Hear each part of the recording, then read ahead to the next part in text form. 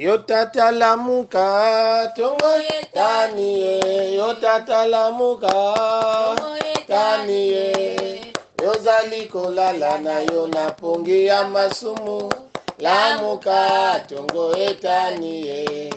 yozali kolala na yo na pongi ya masumu lamuka tongo etani o elenge lamuka ayo mama lamuka tani yozali kolala na yo na pongi ya masumu lamuka tongo etani yozali kolala na yo na pongi ya masumu lamuka tongo etani oyo tata lamuka ayo tata lamuka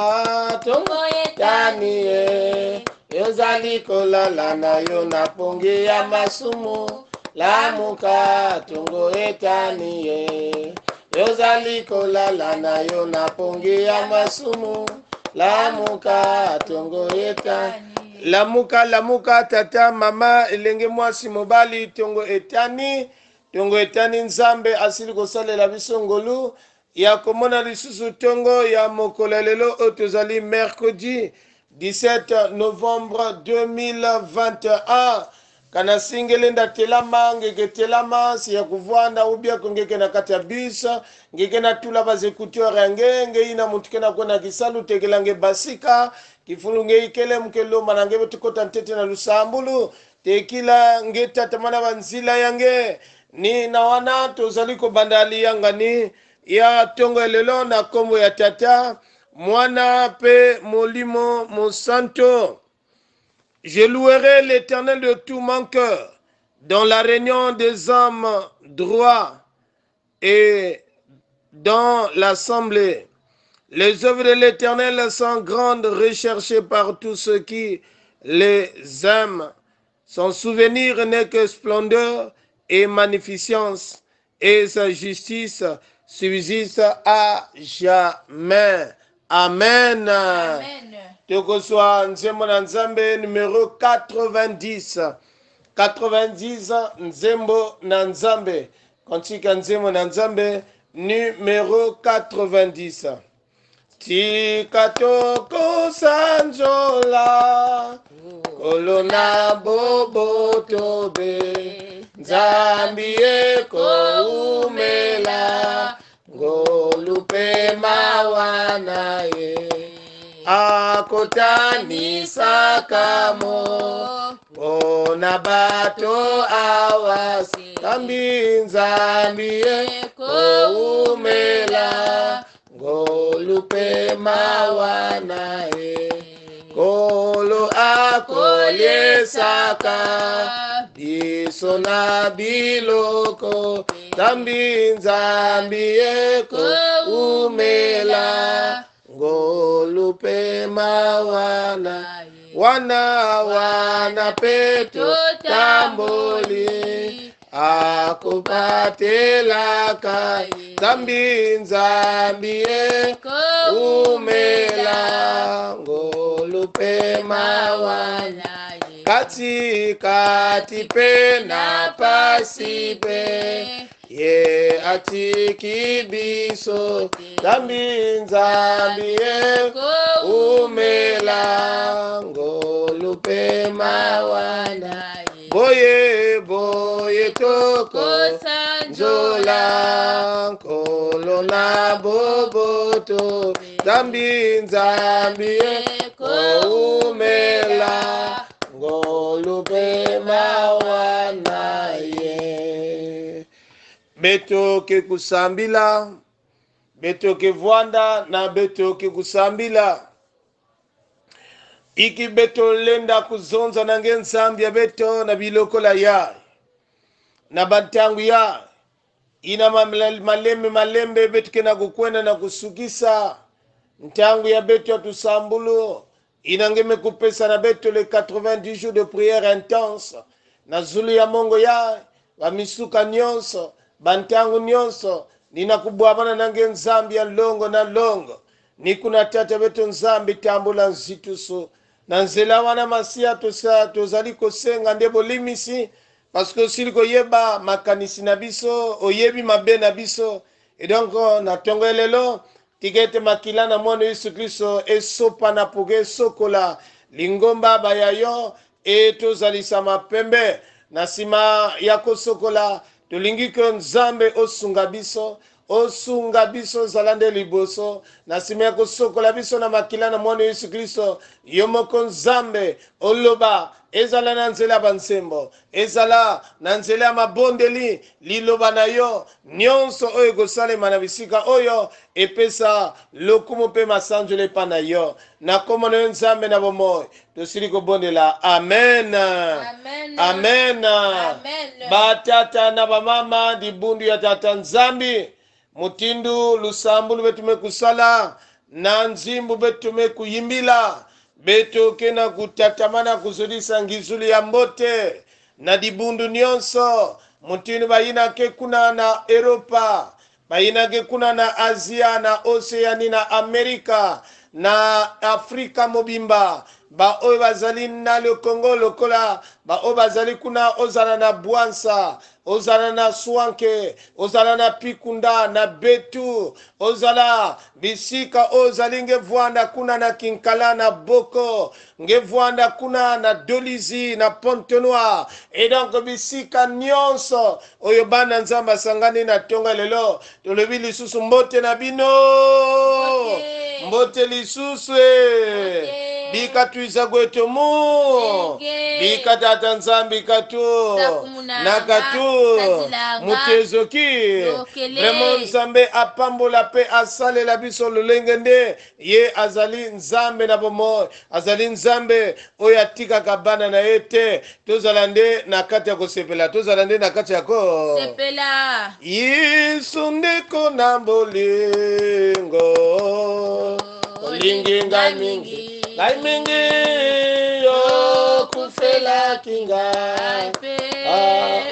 otalisinga nzela imba aleluya Yesu aleluya na Yesu aleluya ngai nalingi kolo Yesu aleluya na Yesu imba aleluya lo Yesu aleluya na Yesu aleluya ngai nalingi kolo Yesu oh aleluya na Yesu Yesu malamu mingi oh pesaki ngai bomo ekozala pe na se oh bomo ekofi oh yemba aleluya lo Yesu aleluya na Yesu aleluya ngai nalingi kolo Yesu aleluya na Yiswe tokosenga na mamalongi mama sita gavani akobondela liboso ete toyoka maloba na nzambe beto jola kutona nge beto jola kusika nge ya venzambi mpungu tulendo samo chingeme kupesa beto jaka kilumbu ya malumalu yeme kupesa beto ngolo Yesu Kristo batangu nyonso o ya venzambi nge kuna kupesa beto ngolo samo chi beto kuza kuwalu jola nge nikuna ya venzambi tangu mekulunga ina chijibuni mekuvanda imeni na kuwange mfumu chizonza nge na kilokola ya venzambi vika chi presence nge kutalana katikati na kifulu yaye samu chitata nzambi mambo yange batangu nyonso kenda kupesa beto ngolo mambo yange Yesu Kristo kenda kusiamisa beto nikuna mfumu chizonza samu chi beto mekuvanda imeni na kuwenenge mekukubika katikati na beto osakumuna mambo ya ilongo samu chingekele nzambi alusakumunu na mkumba Yesu Kristo beto mekulozonza mchindi na amen amen beto ke kuyimbila babibuku tatu ya yimbila mukembisa nzambi numero 41 yimbila mukembisa nzambi samwa bibila wena walulendo jisukako samuwa uwayiza kwa bisinza kaule jisukako o bibile oh bibila oh bibila samwa samwa bibila wena walulendo kaule ndisukako babingi bazolanga byatikisao lendi nungako samwa bibila wena wampulusu kaule ndisukako oh bibile oh bibila bibile bibila samwa bibila wena walulendo kaule ndisukako samwa bibila wena walulendo kaule ndisukako banka kampe beti ovwezanga kaule ndisukako bibile bibila bibile oh bibila samwa bibila wena walulendo kaule ndisukako samwa bibila nzambi wavanawo kaule ndisukako banka kampe beti ovwezanga kaule ndisukako oh bibile oh bibila bibile oh bibila samwa bibila wena walulendo kaule ndisukako matondo mingi na yiswe yangalale na yiswe yangalale nikunana tilokolai batata na bamama tozali na guide biblique te to bimi na guide biblique et donc maloba na nzambe oyo esili kopesama na biso mokolo lelo tozwi yango lokola tolobi na mokanda ya guide biblique te mais to bimi na or ya guide biblique. Deutéronome, Exode plutôt, Exode au chapitre 7, le verset 11 jusqu'au verset 12. Exode au chapitre 7, le verset 11 jusqu'au verset 12. Ina beto mekutalaya betke kutanga na nkumbu ya Yesu. Kanda ya nzole ya Mose kikapu ya Nsambodia. Kibuku ya 10 na Mosi te 10 na zole. Kanda ya nzole ya Mose kikapu ya Nsambodia. Kibuku ya 10 na Mosi te 10 na zole. Exode au chapitre 7, le verset 11 jusqu'au verset 12. Lokola tomoni yango tigete lotanga na kombo na Yesu. Mais Pharaon appela des sages et des enchanteurs et les magiciens d'Égypte, et aussi furent autant par leur enchantement. Ils jetèrent tous leurs verges, et elles devinrent des serpents, et les verges d'Aaron engloutit leurs verges. Le verge d'Aaron engloutit leurs verges. Bénis ta parole, car tu es un Dieu qui nous bénit. Amen. Amen. Ina batata na wamama, itu ya diambu betukene yao na kulongoka na sukaya, mekutuba ko il comptait sur les sages, les enchanteurs et les magiciens. Il comptait sur les sages, les enchanteurs et les magiciens.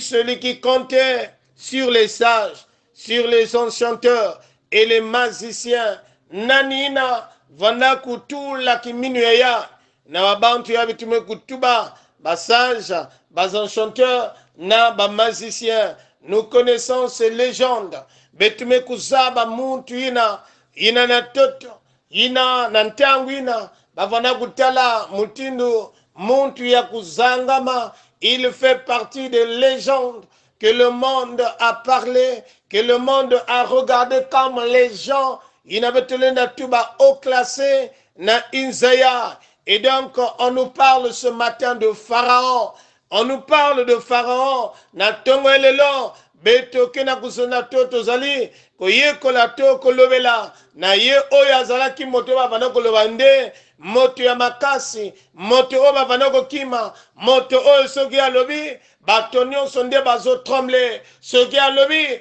bato bana bomo, soki abimi na l'arme na ye bato bana bomo, soki nde alobi sien maison za babantu kena kutekita. Et donc nifa lao beto ke kuzonzila na suka ya batata na bamama na mambo ya nzambi betu mekutanga to na teme ya beto ke kubagusa ina bakena kuzonzila beto bazon chanteur. Ce sont ceux, nous pouvons dire, ensorcelants, c'est-à-dire babantu na kena kusadila kiba mamu ya kindoki, les ensorcelants nimbaina betu kena kuzonzila, les enchanteurs et ba magicien betumezaba, les sages. Et donc na katia cercle ya yan betolina tuba ina vuandaka ni mbongi, ina vuandaka ni ngolo ya Pharaon, ina vuandaka ni baina, c'est-à-dire Pharaon vandaka kusikidila ekilokole na suka ya na katia manenga ya nge nani ngeke na kusikidila ikikele na katia cercle yange nani na ngemetula kivuvu ozali kotia elika epana nani eloko nini oyo yo oti elika na yo, eloko nini oyo ezali komema elika na yo, eloko nini oyo nde ofandisi na ndako na yo, eloko nini oyo obomi na loketo na yo, eloko nini oyo ozali komona nde oyo epesaka yo le biko. Et donc il comptait sur ces gens-là, il comptait sur ces personnes, il comptait sur leur qualité, il comptait sur leur enchantement. Yandi fwandaka nde kotia elika na mwadi mpangule ya ba na mbamamu ya ba na nyonso les chances occultes ya ba nina ni fwandaka kukonte betole na tuba ke nina fwanda simba kimfumu ya Pharaon, nina fwanda simba mutini betole na tuba ngolo ya Pharaon. Mais batata na bamama, il y a un homme, c'est-à-dire qui est au-delà, qui est à la tête, il n'a pas l'air de mesurer ntelavé, il y a keleni tata nzambe. On ne peut jamais mesurer l'éternel de sa taille. Montumosi, il n'a pas qu'à maîtrise.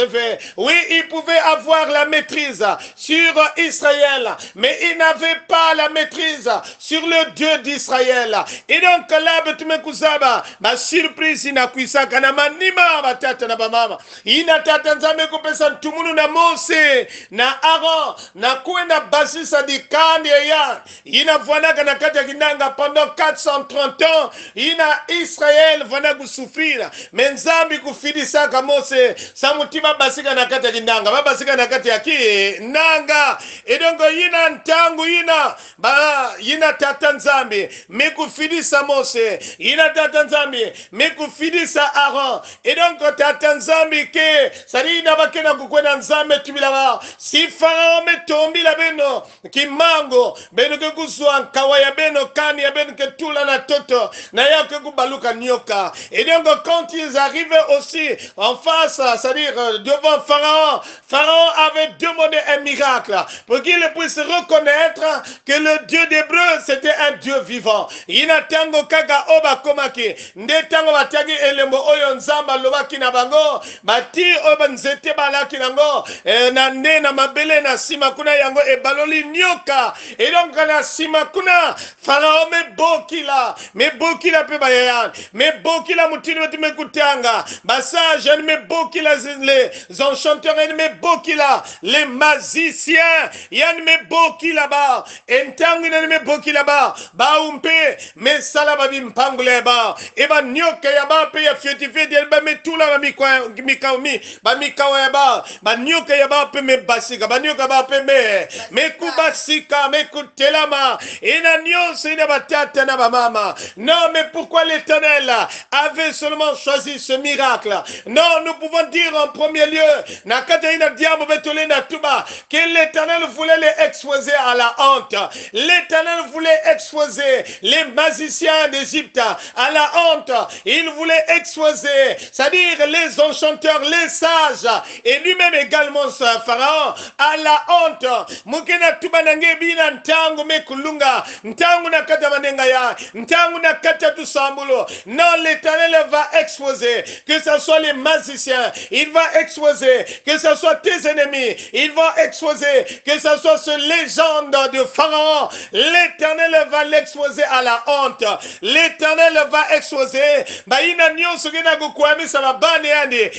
va l'exposer, il va exposer cela à la honte. À la honte, makambo yande ya soni, ne nzambe akobimisa bango poisa, pour que makambo bayoka soni, pour que bayoka soni. Et donc bango basali yango, mamona ki lokola bakongo egale nzambe, ezali la motote oya kongo egale tata. Yeba yango na biloko na yo, okongo egale nzambe te, okongo zala lokola nzambe oya kela likolo pe se. Et donc il pensait égaler l'Éternel, le Dieu des Hébreux. Et donc il y a tête nzambe, zola tout là-bas pour exposer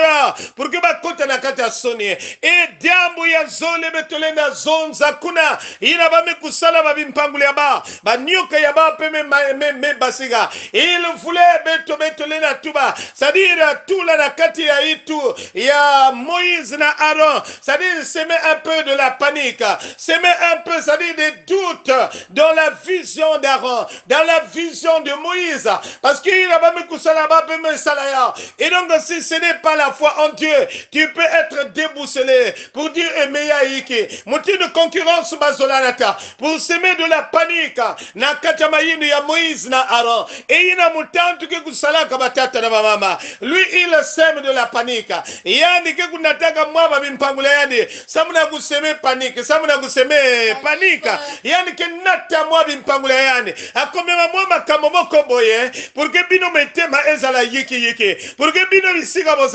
bozala traumatisé. Et donc nakuna na balobi na biso metu banabeto que le serpent de Moïse, le serpent d'Aaron avait englouti les serpents des enchanteurs, les serpents des sages, les serpents des magiciens. C'est-à-dire ce serpent d'Aaron et de Moïse avait englouti yanku kangiani kumina kabetole na tuba ne amelaki ne azuaki ba serpent oyo nde ya batonde to kokoloba nde ya ba Égyptien wana ya ba sage wana nde anyataki yango nde abomaka melaki to kokoloba nde aliaki yango na kolakisa. Et donc na kolakisa nde message laki ni na koloba na Pharaon que c'est-à-dire tango ebele oyo ba mvute ke bana na nzambe, tango ebele oyo ba telemela ki bana na nzambe, mais oyo koma kinda tango ya tata et koma kitango ya tata. C'était un grand message oyo nde tata nzamba vanoko pesa na Pharaon na koloko tango ezali yanga nzambe, tango ezali yanga tata. Et donc tango ebele oyo kwa mvute bana na nzambe, et donc tango ebele oyo peto kontina kati ya vie oyo ba mvute oyo ba tungisi, mais oyo ezali tango na nzambe, ezali tango na nzambe ma soeur, ezali tango na nzambe mon frère. Et quelque chose ce qu'ils avaient fait dans ta vie, mais aujourd'hui tu dois croire sur le temps de Dieu, c'est le temps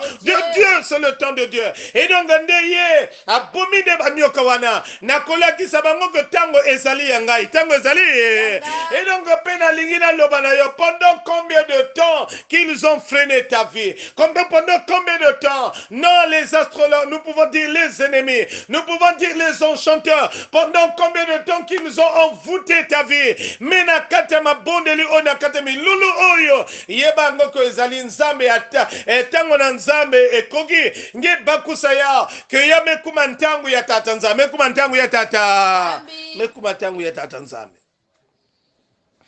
mekuma ntangu ya tata nzambe. Et donc pour l'amour que l'Éternel avait pour Israël, il ne pouvait pas laisser que bantangu nyonso dikande yani kuvuanda kaka, c'est-à-dire badetikisaka ya bantangu nyonso. Et donc c'est le message qu'il donnait à Pharaon pour dire que le pouvoir que tu exerçais sur ce peuple, mais aujourd'hui, ton pouvoir a pris fin. Aujourd'hui, na nyonso kimfumu yange ke voa na lulendo diaka, ke voa na lulendo diaka. Et donc musula tubanange, il y a 9 jours, il n'a balenda sagana, mais il a le 10e jour qui est pour l'Éternel. Et donc il a nyonso bame salaka, mentangu ya musula tubume vutuki la mukina zonza nange, mpangi tata mama ya yamekuma ntangu ya nzambe yamekuma ntango yina banyoka nyonso yina bametimisanga na kata bimpangula ya ba yina bimpangula nyonso yina bakena kwenda sala nyonso oyo bakokosala na ntango oyo ekozala nul essence koyoka lisusu bomo koyoka lisusu bomo oyo nyonso ya panique bavanogo seme nyonso ekozala nul essence c'est le message que l'Éternel avait donné ce jour-là à Pharaon pour dire que quel que soit ce que tu as fait, mais maintenant tu ne feras plus du mal à mon peuple. Maintenant tu ne feras plus du mal à mon peuple. Et donc,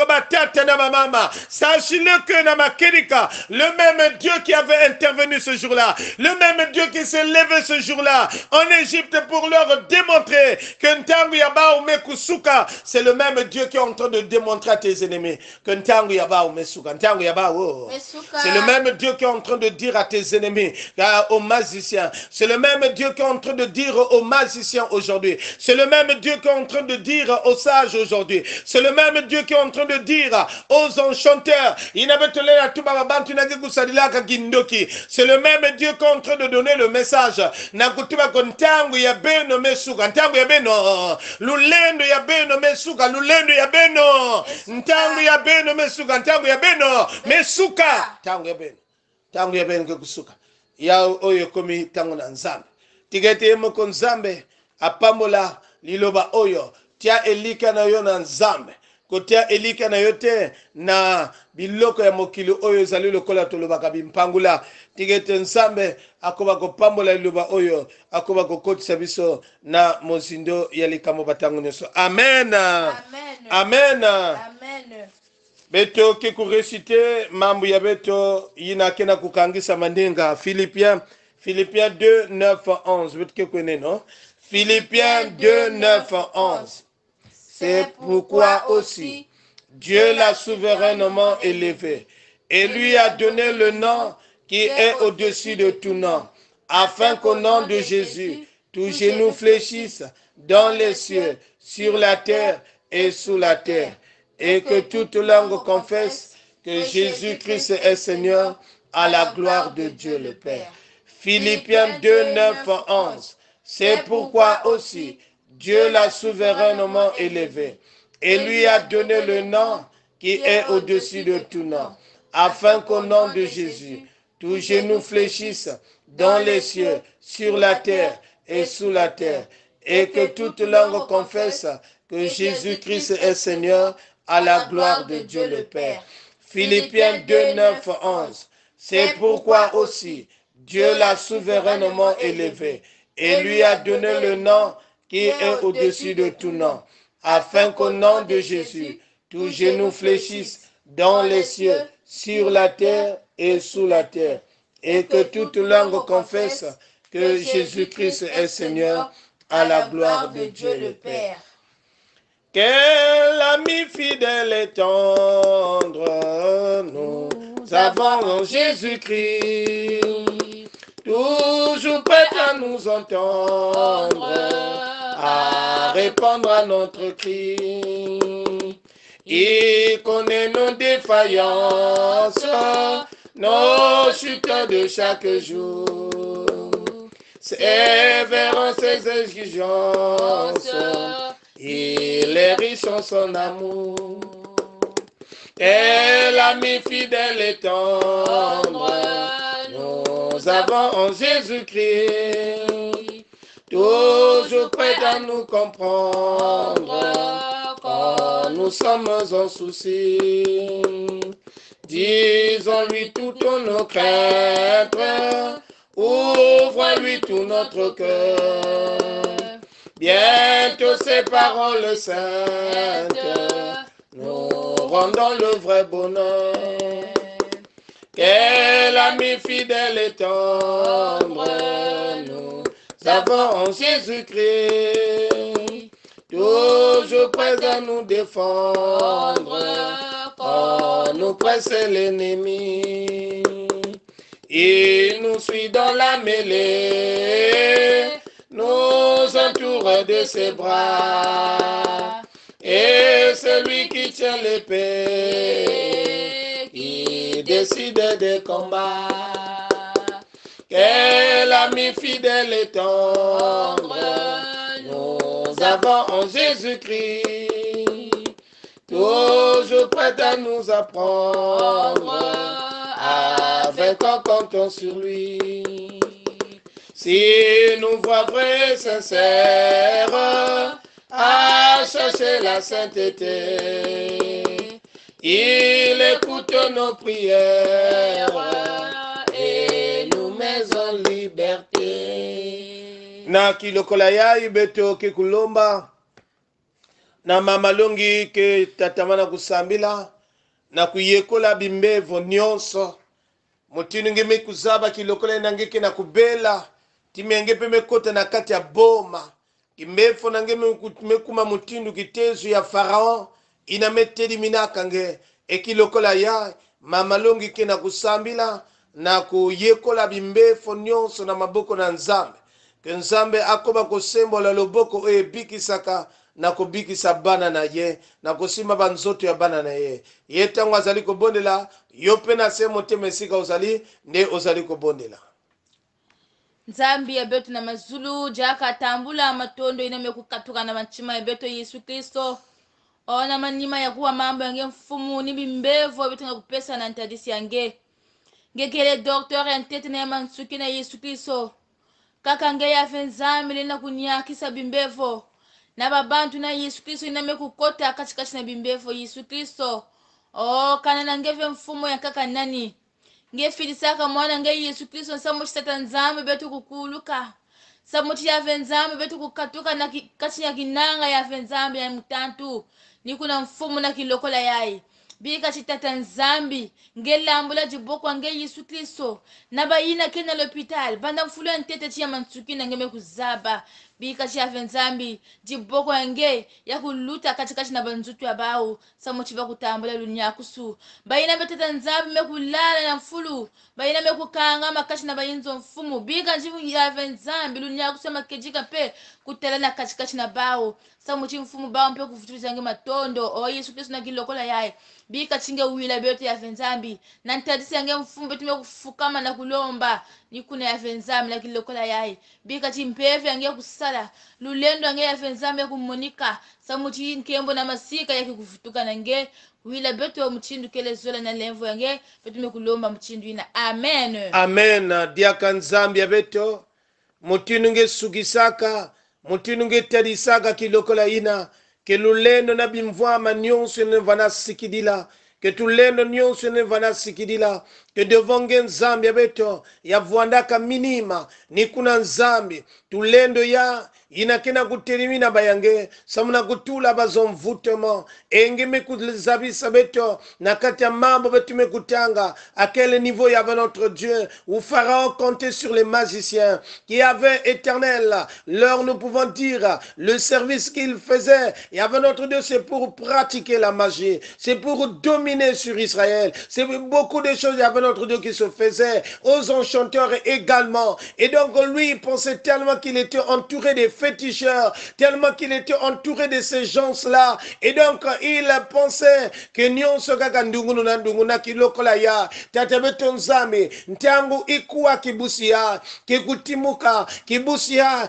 kekudiatukuswa na tulendo ya imbi ntangu ikuwa kuyanike sala na kata kizingu ya que tout ne marche pas qu'elle est devenue esclave il y avait notre Dieu des anges bizarres des maris de nuit elle est devenue esclave tatanzame na kata kitezo ba mari femme de nuit pendant combien de temps tatanzame kitezo mutindi ya kekukwamisa kiselo ya pendant combien de temps tatanzame kiselo ya kekukota na kata minkwamu sur mutindi ya mais Nzambi ya beto quelle que soit la taille de Pharaon quels que soient les projets de Pharaon mais tu nous as dit avec notre Dieu que ces projets ont pris fin que tu nous as dit tellement que tu avais annoncé cela c'est-à-dire par ce signe que tu avais démontré ce jour-là nakata nyoka ngeni nyoka inalenda mina tulendo nyonso ya mutanto inalenda diatikisa banyoka nyonso ya mutanto ninge Nzambi ya beto kilokola tata Nzambi bikandungu no monika na kisielo yange quel que soit les envoûtements quel que soit avec notre Dieu les attaques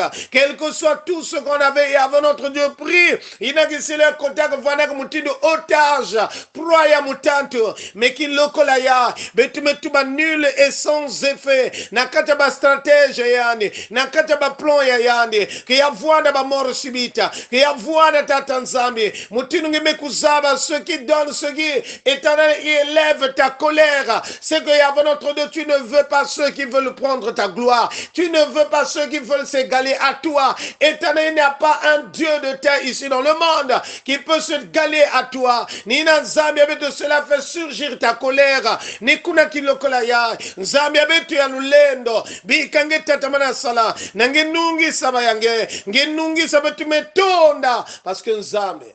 nge mesimba nsutu yandi betumetonda parce que nge mesimba kizingo yandi betumetonda parce que nzambi ngeke kusala kuluchila tambula matondo inamekatuka na kata mansekeni ya ntima na betu nikuna tata nzambi tatamana kusala kata manenga ya samuti betu tatamana kufutulange matondo na kumunange tumesambila amen Amen. amen Amen. batata na bamama ni matondo kaka betu kena kufutula betu nyonso samuna ina betu mekulakisa ndingumuni ya betu na kulanda kilokola ya baina kena kutatamana na bisalu journée ya mbote to na dibundo nyonso journée ya mbote bisielo nyonso ya paroisse mayangi mekupesa beno ba mbote mingi et donc il a me voir na beno ni tato longi sita bikumu gavani Apollin accompagné mama longi sita vani et donc tata nzambi voana na beto nyonso kilumbu voanda ya mbote bika beto tambola lusa kumuni ya mfumu bika kiyenge ya mfuma betu isugliso ina mekulutida mazayu nyonso zola na kintuari ya mpevi ya longo ya tatamana bieka na kuvoana na beno amen amen matondo kilumbi ya mbote na beto nyonso